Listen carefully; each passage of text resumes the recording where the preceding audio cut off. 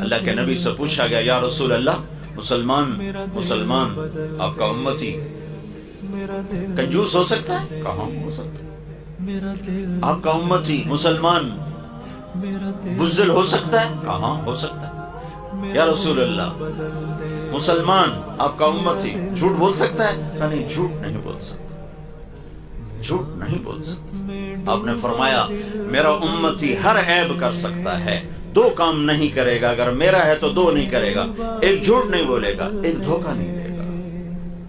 اگر وہ جھوٹ اور دھوکے والا ہے تو میری امت سے خارج ہو گیا ہے۔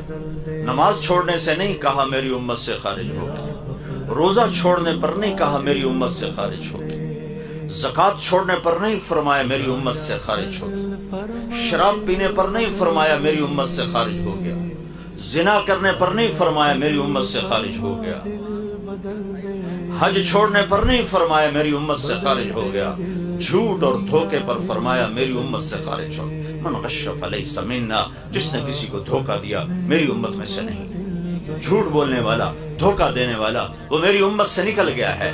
تو مجھے واقعی کہہ رہا ہے 16 کروڑ میں 16 آدمی ڈھونڈنا مشکل ہو رہا ہے۔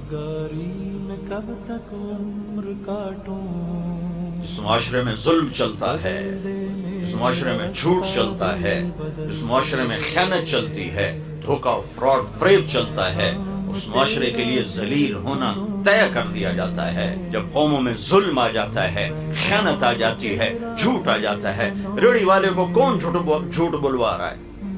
کس کی سازش سے یہ جھوٹ بول رہا ہے؟ کس کی سازش سے نوجوان ماں باپ کی نافرمانی کر رہا ہے؟ کس نے سازش کی ہے کہ ماں کی ذرا سی ڈانٹ پر بیٹا اچھل کے وہ جاتا ہے؟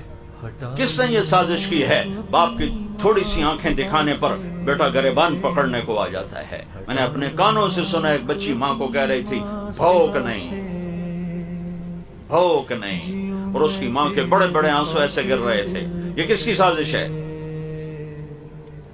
سچائی نکل گئی،